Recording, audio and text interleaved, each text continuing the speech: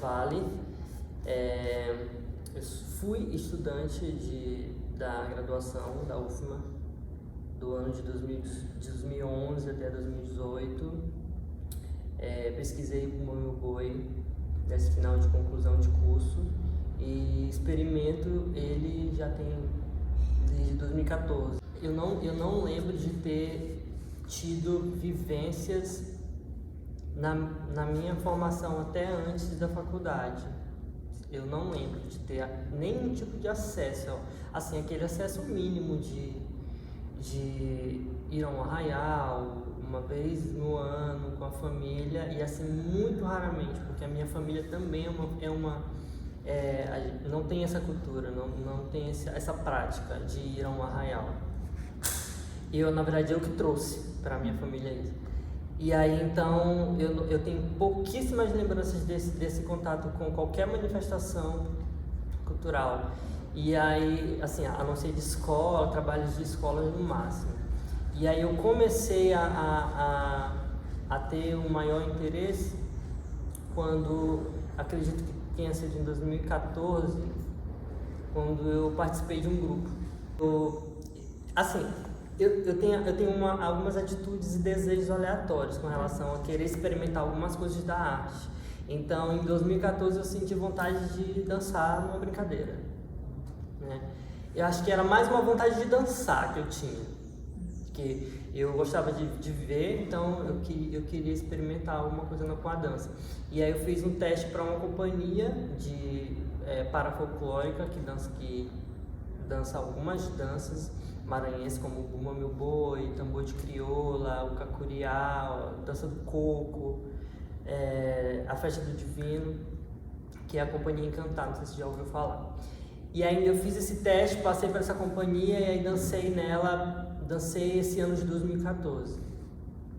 No ano de 2015, alguns amigos colegas dessa companhia faziam parte de grupos de Bumba Meu Boi, de orquestra, sotaque de orquestra, que também era o sotaque que eu me identificava mais, porque nessa companhia que eu dançava, na Encantar, fazia um apanhado de todos os sotaques que o Bumba Meu Boi tem. Todos não, quase todos, o Costa de Mão não tinha.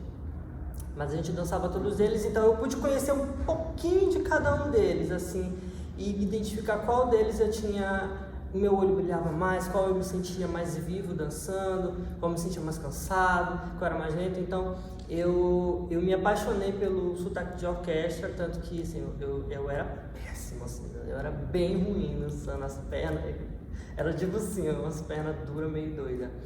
Mas eu gostava tanto e eu queria tanto fazer, tanto estar naquele lugar, que eu era um exímio brincante, sabe? Muito responsável. Eu tava lá o primeiro a chegar, o último a sair, porque eu só queria... Como eu tinha muita dificuldade, eu tenho muita dificuldade de aprender dança na aula, na hora.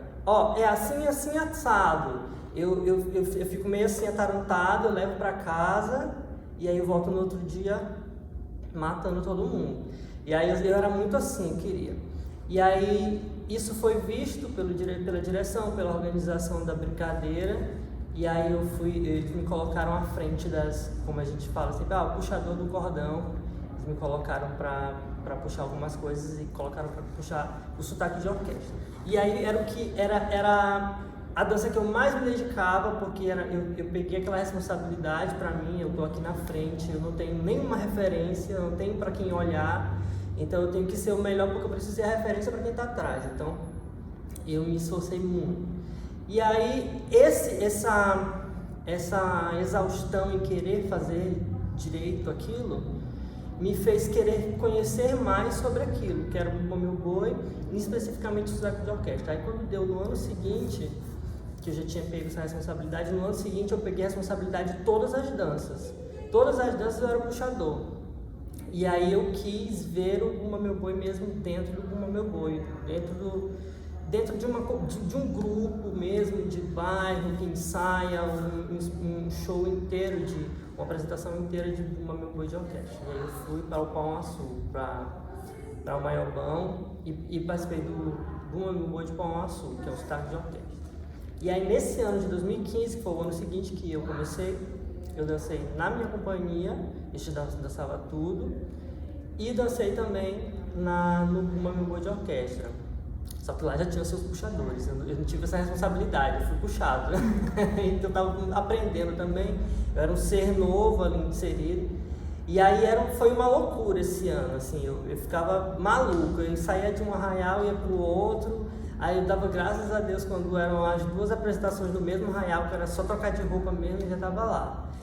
E aí eu tive comecei a querer saber mais e mais sobre isso. Aí tentei participar de outros grupos de orquestra, fui em seletivos, inclusive essas minhas idas loucas, eu ia em vários seletivos, porque eu era muito apaixonado mesmo pelo sotaque de orquestra, então fui em seletivo do Nina Rodrigues, eu fui em seletivo de um tal de Boi do São Cristóvão, de grupos. E aí essas minhas idas nas seletivas, elas me vinham muito à cabeça quando eu cheguei no momento de escrever a minha monografia, que tem um capítulo onde eu falo sobre como era a rotina de ensaios dos grupos que eu pesquisei, que foram 2 grupos.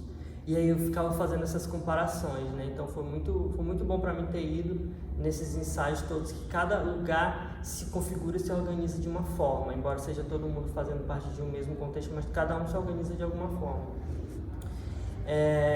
E aí quando eu estava na faculdade, quando eu cheguei na faculdade, chegou um momento, acredito que em uma disciplina aquela disciplina que organiza a preparação para a monografia. Metodologia da pesquisa. Metodologia da pesquisa, a gente precisou fazer, né, um pré-projeto. E o meu pré-projeto, assim, antes disso tudo, desse meu casamento com o boi naquele momento acontecer, eu era muito, não era apaixonado como eu sou nesse nível, mas eu gostava muito daquela coisa do breche, do distanciamento. Acho que eu cheguei até a fazer umas coisas, umas disciplinas contigo, assim, muito cruamente, porque era um assunto que eu achava que eu ia querer levar para frente. Foi quando o boi chegou e me roubou. E aí, quando isso aconteceu, eu fiz esse trabalho e eu identifiquei que, de fato, eu gostava de ler sobre aquilo. Eu estava buscando isso. Eu nunca fui um excelente aluno na faculdade, eu era assim, mediano que passava. Então, mas eu buscava encontrar aquele lugar que eu queria sentar e dizer que gostoso ler sobre isso, que legal, que querer saber mais, que bom pesquisar cada vez mais pessoas que já falaram sobre isso. Eu queria muito falar sobre o boi de orquestra, talvez porque era o que eu talvez saberia falar com mais propriedade, mas também porque como eu sempre tive uma afinidade maior com esse sotaque, eu conseguia sim identificar a marginalização que ele sofre. Eu não sei se isso é muito claro para todo mundo que pesquisa, como é claro para quem vê de fora. Não sei se também é claro para quem vê de fora. Eu sempre vi, sabe, o que eu estou querendo dizer com isso? O boi de orquestra, ele é muito reconhecido por ser muito diferente. Ele é muito permissivo, ele é muito diferenciado, ele abraça muitas ideias. E aí, para quem costuma falar assim, de uma forma mais crua, mais enfim, direta, era muito comum para mim ouvir dizer que o boi de orquestra era o menos tradicional de todos os sotaques do boi. E aí, porque não sei quem, o grupo tal não botou a Índia de Índia, colocou ela de vestido. Porque não sei quem, o Pai Francisco tá parecendo um arlequim, um palhaço. Porque não sei o quê. Então, todos esses comentários que eu ouvia enquanto pessoa que não pesquisava ainda isso, eram com relação ao grupo que era de orquestra. Eu nunca ouvi esses comentários com relação aos outros sotaques. Então, isso me incomodava um pouco. Porque eu também via essas coisas, eu também via que ali era diferente, ali era uma bunda, ali era não sei o que, eu via tudo isso, mas nunca me incomodou. Talvez nunca me incomodou porque eu gostava de estar no meio daquele povo, dançando com eles e vivendo feliz. Então, isso me inquietava um pouco. Eu falava, eu quero falar sobre isso, mas eu não sei como falar sobre isso. A minha pesquisa nem é sobre isso, mas eu falo disso. Eu falo disso o tempo inteiro, mas de uma outra forma. Porque eu parti disso, né? O que eu queria falar sobre isso foi quando eu identifiquei que aquilo ali não era uma linha de pesquisa que conversava com o teatro de uma forma tão direta, né? Por que eu estou observando? A não ser se eu quisesse pesquisar a estética dos figurinos, porque é vestido e bunda, eu não sei. Então eu pensei, não, está muito longe. E aí, quando eu fui pesquisando, e aí quando eu cheguei no alto, que é o ponto principal da minha pesquisa, que lá, inclusive, é bom eu esclarecer, eu chamo de alto, mas ele tem diversos nomes, matança, palhaçada, de acordo com cada grupo se organiza, né? Mas como no meu trabalho eu pesquisei 2 grupos específicos e eles chamam de alto, eu precisei chamar de alto no meu trabalho inteiro, mas está sempre lá. Gisele nos lembrando que existem muitas outras nomenclaturas, outros pesquisadores também relembrando. E aí eu organizei o trabalho dessa forma. Eu quando consegui identificar que recorte eu iria fazer, foi quando eu vi que nem eu estava até falando com o Ronald, o meu trabalho em si, o que ele quer falar? Ele quer dizer, ele quer, na verdade, só fazer um apontamento, relembrar para quem esqueceu e informar para quem não sabe que o alto do Bumba Meu Boi, como as pessoas, quando a gente fala, o que é o alto do Bumba Meu Boi? A grande maioria das pessoas vai te falar que é a parte que tem lá o Chico, a Catirina, tem o boi e tal, eles pegam. Isso aí é o alto. Era o que eu achava também. E aí o meu trabalho serve para lembrar e para informar que o alto é o próprio boi. O boi em si é o alto. O boi, a manifestação é aquele teatro, não é uma dança, como eu achava que era, como muitas pessoas ainda acham. Não é uma dança, que dentro dessa dança tem uma peça, tem um teatro, tem uma história. É uma história, o Bumba Meu Boi é uma história que é contado pela dança, pela música, por composições coreográficas, por personagens, mas ele é uma história. Então, quando eu entendi isso, que eu pensei, então é sobre isso que eu vou falar. Porque eu não sei se todo mundo sabe isso, eu sou o único atrasado que estou sabendo agora. Mas eu nunca não vi ninguém falando sobre, escrevendo sobre. Pelo menos eu não alcancei. Então eu vou falar sobre isso. E aí eu dividi o trabalho assim. O trabalho, no começo, como eu falei para o Ronald, eu precisei fazer todo o percurso até chegar onde o boi nasceu, onde morreu, esse contexto histórico, trajetória toda, como ele é entendido no Brasil inteiro, não só em São Luís, não só no Maranhão, e até chegar aqui. E aí, para essa pesquisa, eu invadi invadi não, com permissão, é claro. Eu estive em 2 grupos nos quais eu identificava, ele gera um pouco de estranhamento essa pesquisa, porque são 2 grupos que a princípio, assim, eu não sei de onde eu tiro essas percepções, mas eu sei que elas existem.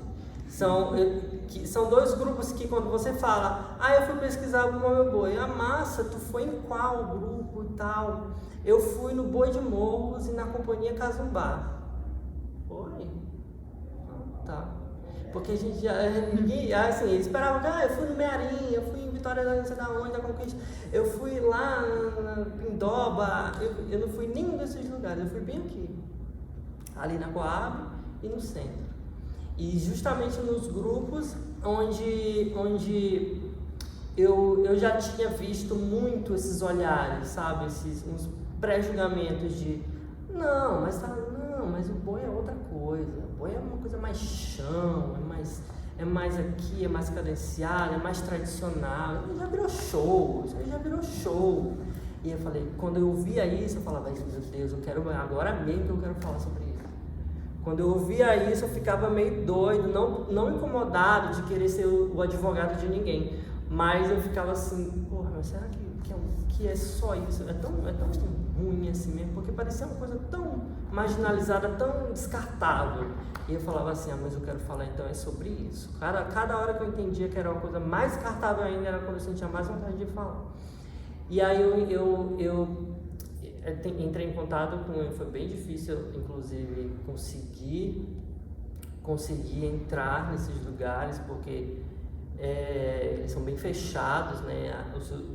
Eles limitam bastante assim, os seus processos. Na verdade, eu nem lembro como eu consegui isso, mas quando eu vi, já estava conversando com Clarice Lobato, que é a filha do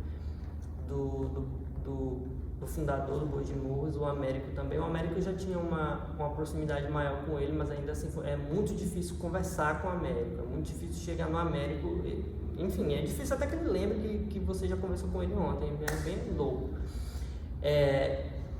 E aí, o trabalho, assim, depois de ter feito todo esse percurso da trajetória do boi, que eu precisava sobre alguns conceitos de cultura, coisas essas que eu já perdi da mente, já está bem longe.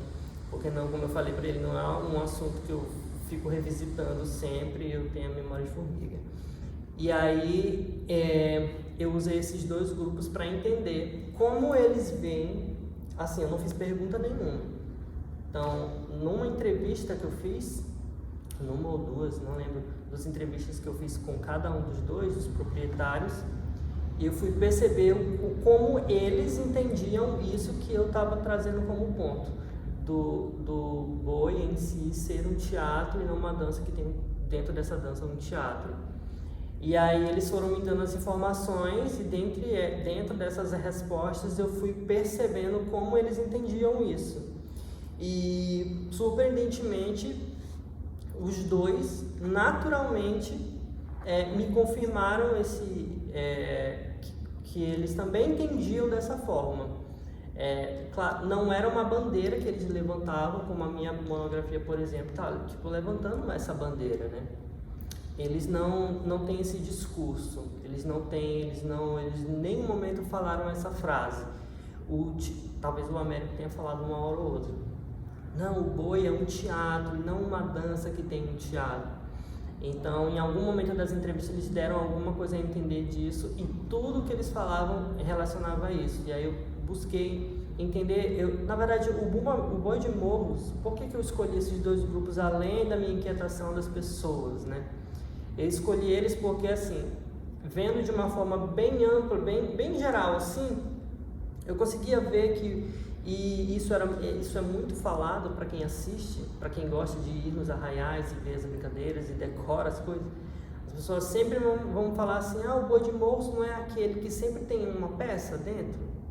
O Boi de Morros é aquele que sempre tem uma peça, não é? Que eles param uma hora da apresentação e tem umas falas, não é esse? Então é esse que eu vou, porque é esse que é muito de fácil identificação, que existe esse momento, que não deveria ser um momento, deveria ser a coisa toda, mas com o passar dos anos, isso tem se tornado cada vez mais um momento, né? Um momento da história no meio das danças, até eles próprios. Inclusive em alguns grupos, isso é tão momento que não existe mais. E aí eu escolhi o Boi de Morros por conta disso, e o Cazumbá porque de fato ele se objetiva a fazer um trabalho cênico para ele, e é um espetáculo chamado Alto do Mamãe Boi, esse é o nome, tudo. E eu já tinha assistido e eu vi que ele tem essa preocupação. Só que nesse ano que eu pesquisei, ele tinha reorganizado esse espetáculo e transformou numa brincadeira do circuito junino, que não era um espetáculo de teatro dos palcos. e dos palco italiano mesmo. Então ele reorganizou aquilo de uma forma para deixar o mais parecido possível de uma brincadeira de circuito, para poder se encaixar nos editais do São João, para poder apresentar junto com as outras. Talvez por uma necessidade financeira também de estar ali dentro, né?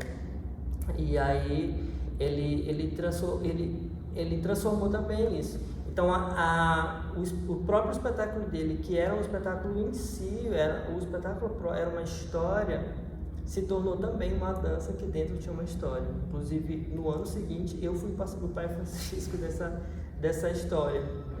E foi muito, enfim, uma experiência meio doida, mas foi muito bom. Então, por isso eu escolhi. E aí, então, nessa pesquisa, eu escolhi esses dois grupos e fiz essa entrevista com os dois proprietários e um brincante de cada um desses grupos, para saber qual o olhar que eles dois, de dentro da brincadeira, tinham sobre esse mesmo tema. O que era para eles? Se era uma dança que tinha um teatro ou era um teatro? E aí, acho que do meio para o final da minha monografia, eu falo inteiramente sobre essa conversa que eu tive com eles, fazendo comparações, sabendo se, por exemplo, a visão que a Dandara tem, que é a dançarina do Kazumbá, se é a mesma que o diretor dela tem, que é o Amério, que se conversa o que eles dois pensam, e o que ela entende, de onde partiu, da própria vivência dela, ou do conhecimento que ele passa para ela. E aí, inclusive, no final da monografia, fala muito sobre isso, esse entendimento do que é a cultura de um lugar. É uma coisa que tem a ver com um determinismo que é biológico, é da pessoa mesmo, é de passado, da geração. Eu nasci e aí eu já tenho uma cultura que eu carrego dos meus pais, dos meus avós.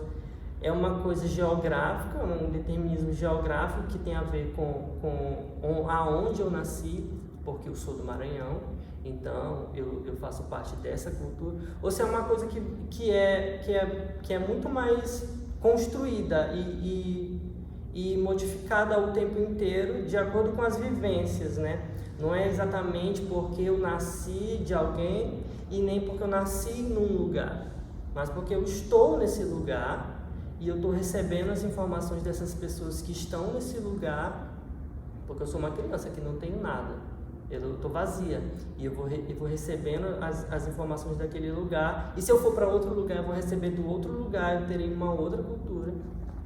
Então, e aí eu tentei fazer uma relação de se isso acontecia nesses grupos.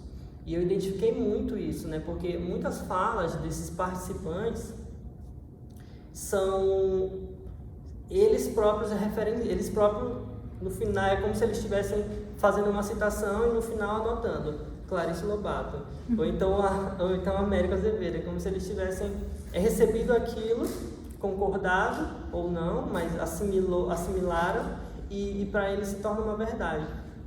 Então, acho que eu concluí a pesquisa fazendo esse paralelo entre os grupos e entre os próprios participantes dentro deles.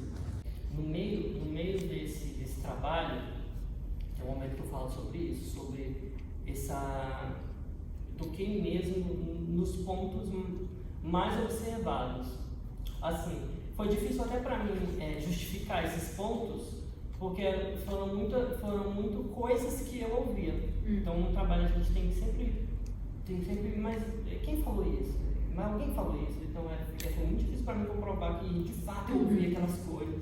Eu ouvia que o boi de Morros era um boi que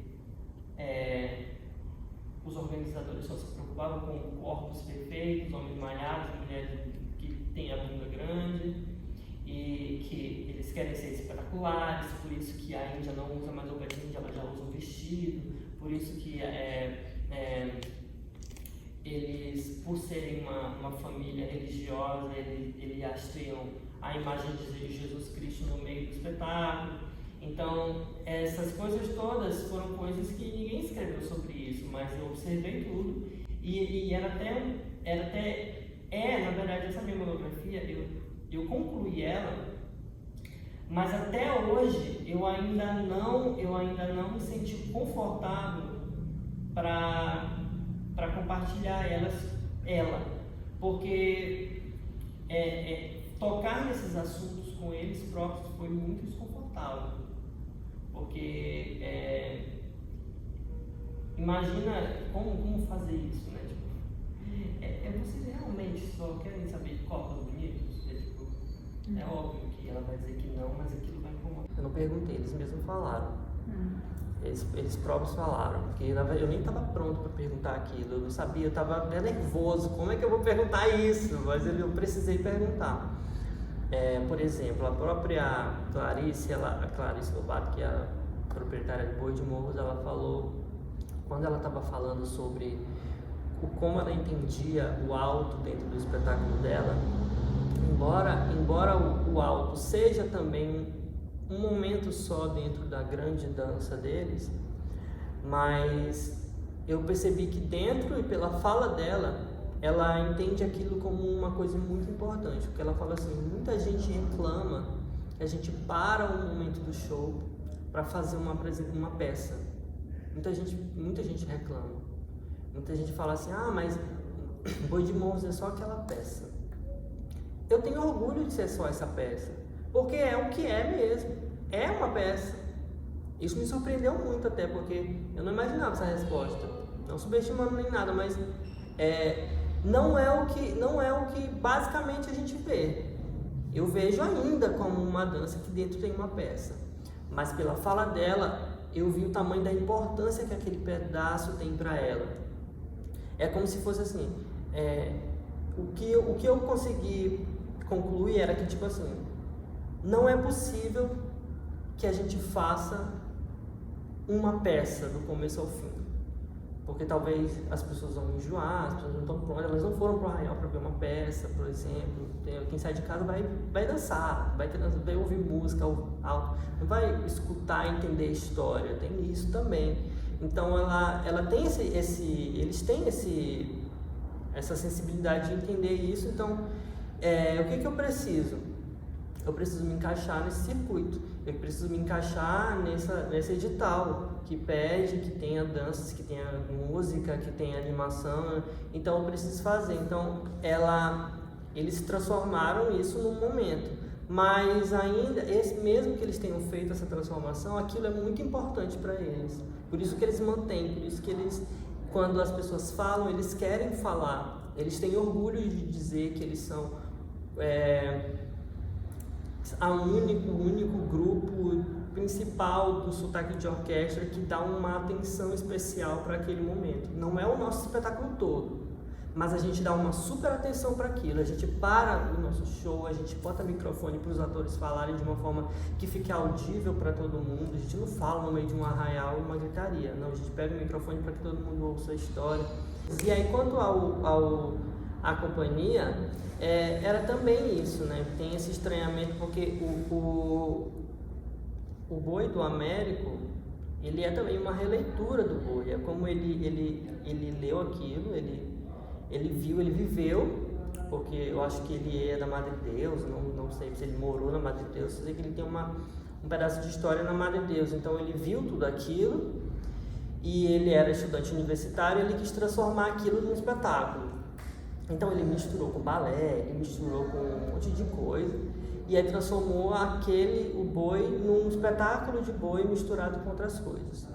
E aí eu acho, eu vejo esse estranhamento, porque da minha parte nunca teve esse estranhamento, porque eu gostava mesmo de ver uma coisa espetacularizada, transformada numa outra coisa. Se é bonita essa coisa que foi transformada, eu gosto. Agora, se é estranha, eu não gosto. Mas é o meu pensamento de estranheza. E aí eu gostava, então nunca me incomodou. Mas eu percebia muito. Eu não lembro se, talvez não com a Flávia, mas eu lembro de ter tido algum, não sei se com a Flávia, se com o Tácito, de ter mencionado que eu estava pesquisando esses grupos, ou que eu estava interessado em pesquisar esses grupos, e eu ter percebido assim, uma receptividade não muito positiva, de dando a entender que aquela não teria sido uma boa escolha, né? Porque aqueles grupos não eram tão relevantes, porque eles não eram tão tradicionais, eles eram muito diferentes, eles já estavam indo para um outro caminho. Então, talvez essa estranheza seja por conta disso, porque eles se permitem muitas mudanças. O Américo muda, ele tem a Índia, ele não quer que a Índia use um chapéu cocá, que é tradicional, ele usa uma vestimenta típica mesmo de uma Índia do sotaque de matraca. Ele usa, mas a cabeça ele não quis. Ele quer que a menina esteja bem maquiada, com um batom vermelho, com os cílios. Ele quis. E aí isso, para quem é mais ligado àquele chão antigo, pensa assim, não queria ver essa menina maquiada. Queria ver ela com o cocá mesmo, suando, eu queria ver isso. E aí isso gera esse estranhamento. E aí ele inventou uns personagens dentro do próprio espetáculo, tem umas alegorias que elas são tipo coringas, elas interpretam vários papéis nessa peça. Uma hora elas são alegorias que são destaques, outra hora elas são o próprio Cazumbá, outra hora elas são umas feiticeiras que vão ressuscitar o boi. Cada hora elas são uma coisa, então ele criou aquilo ali. Quem é apegado àqueles traços mais tradicionais vai chegar e olha e fala assim, não, mas não tem isso daí, isso aí não tem, não sei não. Então, mesma coisa o orquestra, mas está muito carnaval, essa roupa não parece mais roupa do boi, está mais a roupa do carnaval, então eu já não sei se eu gosto disso. Então, isso me inquietava muito, então talvez essa seja a estranheza, o visual ele choca por ser permissivo demais, e até na própria história, como eu falei, o Boi de Morros, ele cada ano ele traz um tema para ser contado dentro da história do Boi da Catirina, ele traz uma coisa nova. Talvez seja uma necessidade de não trazer toda vez a mesma história. Eu lembro que nesse ano, não vou lembrar a passagem, mas cada ano eles trazem uma passagem bíblica e eles misturam dentro da história essa passagem. Tipo, essa que eu pesquisei era alguma coisa, também não sou um profundo leitor da Bíblia, mas era algum ensinamento de Jesus aos apóstolos. E aí eles colocaram, por isso que às vezes eles têm Jesus, eles erguem um estandarte com Jesus, isso tudo. Então, o estranhamento, só finalizando, concluindo a resposta, o estranhamento talvez seja por isso, porque eles se permitem mudar, se permitem adaptar e transformar aquilo que é tradicional. E eu lembrei agora que também nos próprios escritos, alguns do próprio Américo, no ditado, talvez na tese, ou então num livrinho que ele condensou a tese dele, num livrinho chamado um azul, não lembro o nome exato do livro, mas lá, tipo assim, quando chegava o momento de primórdios do Bumba Meu Boi de cada sotaque, aí vai, sotaque de matraca, as datas nunca são exatas, né, dos primeiros indícios da manifestação no Maranhão. Então, assim, aproximadamente tal ano e tal, aí uma folha inteira falando sobre os primeiros indícios. E aí no Bumba de Orquestra, um parágrafo. E aí no Américo também, meio parágrafo. E dentro desse parágrafo, o Boi de Orquestra é conhecido como aqueles que surgiu pegando a referência dos outros. Ele é só um conjunto de tudo que ele via, quem criou, né? De tudo que ele via dos outros bois e levaram para lá. Aí adicionaram outras coisas, mas é só um compilado de tudo o resto. E aí esse estranhamento eu vejo também nas escrituras, porque isso me incomodava poxa, mas por quê? Inclusive o boi de orquestra ele é quase 90% das brincadeiras de boi do circuito. Não chega a 90, talvez uns 70. Ele existem muitos grupos. E aí, por quê? Talvez por um pensamento mais inteligente de saber que aquilo talvez seja o que o público mais se encanta quando vê, quer dançar junto, enfim. Mas por que pensar? Eu me perguntava muito na época, até hoje eu me pergunto, por que a gente ainda não chegou num lugar onde a gente já entendeu que o boi de orquestra é isso mesmo, tipo, esse é o sotaque. Ele é novo, ele muda mesmo, ele inventa, ele cria as coisas. Por que não pode ser? Por que até hoje a gente ainda está perguntando por que ele é diferente? Não, porque ele é muito diferente. Já foram anos, passaram anos já. Por que ele já não se consolidou de fato como um sotaque que a gente gosta, que ele é diferente, que ele muda, que ele bota instrumento de sopro que nenhum outro tem? Por que ele já não está fixado isso? Eu não sei se para quem vem de fora identifica ainda essa estranheza, como eu, por exemplo, identifico, né? Eu não sei se também é uma coisa muito minha, mas eu até hoje identifico isso, essa estranheza. E aí é isso. Eu não sei o que as pessoas de fora da academia, como elas veem isso, né? Mas eu já fui de fora da academia e eu gostava. Mas na academia eu vi muito estranhamento. Na academia eu vi muito estranhamento. Eu não vou lembrar com falas exatas, mas eu vejo muito estranhamento, sim. Não só na academia que eu falo da UFMA, mas assim, pelo que eu vi sobre. Eu não sei como está a situação hoje do digital. Mas no momento da entrevista, inclusive nem no momento da entrevista eu não cheguei a ver como é que estava naquele momento. A própria Clarice, eu vi. Eu até citei o edital no eu só sei eu citei quando ela falou. Ela falou que em determinado momento, chegou num ano específico, que a própria secretaria colocou como critério fundamental que todos os grupos de Bummer Boi contassem a história, contassem o auto. E aí, só que assim, como todos os editais, como tudo, uma coisa muito abrangente tipo, contar como?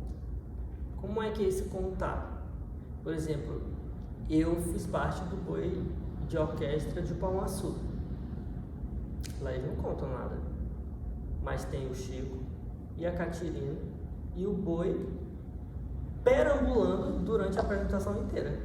Uma hora eles vão lá na frente, eles fazem assim com a faca e ela fica, contou.